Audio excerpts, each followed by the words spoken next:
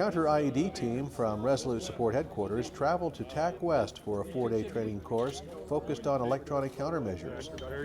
We had a lot of participation from the class, we had a very good turnout from the class, and we had both a mix of Army personnel as well as police personnel from TAAC West. So a good mix, good diversity of soldiers and police from across the area.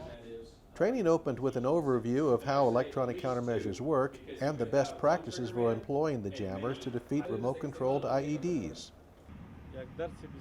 And this jammer course is very highly valued for myself and my unit, which enables us to function on the battlefield more properly and more actively. And also I do like to appreciate the international friends, the instructors who are training us in a best way, which is very, very simple and enable us to learn very, very quickly and very, very productively. According to the United Nations, IEDs accounted for more than 4,900 civilian casualties in Afghanistan the first half of 2015. CIEDs is one of the largest threats we see in Afghanistan, and the ECM is the system that we use to defeat those IEDs. So having the Afghans be capable of sustaining and maintaining those systems will set them up for success in the future, enable force protection as well as freedom of maneuver. This training is critical. It's helped setting the Afghans up for success in the future. It's giving them the tools, the knowledge, that knowledge base so in the future they can maintain their own systems without the U.S. or the coalition's presence there. We'll get you a system, I promise. As you know, our main concern is that the Afghan army and the INSF need to stand on their own feet, and they need to be independent from the international friends sooner or later. And that our expectation from this training is that once this course or this training is over, they should supply us with the spare parts and teach us how to maintain and teach us how to fix this EOD stuff on our own.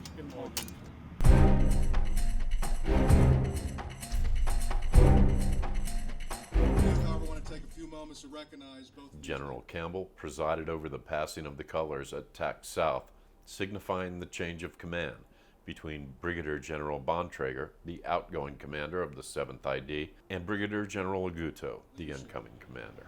Paul, in the time that you've been here, you've fostered organizational culture that is second to none.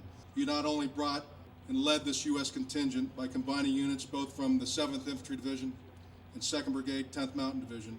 You did it in a complicated and dangerous environment without skipping a beat.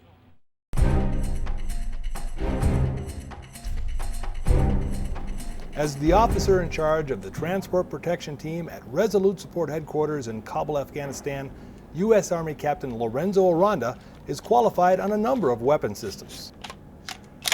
His interest in weapons has led to an interesting hobby. Well, I got the collection of weapons that I've made over the last 3 months of deployment. I started with the M4. It has a working magazine and moving parts. But Captain Aranda doesn't need a lathe or a tool and die set to manufacture these weapons because he makes them out of paper.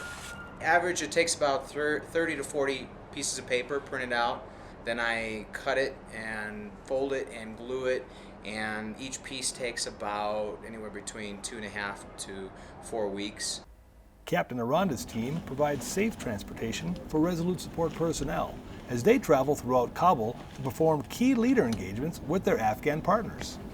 This began as just something to occupy my time with rather than just watching movies. While I'm working on this stuff, I'm completely focused, and it's something I thoroughly enjoy, and the topic of choice being the weapons seemed to fit the environment, being on deployment.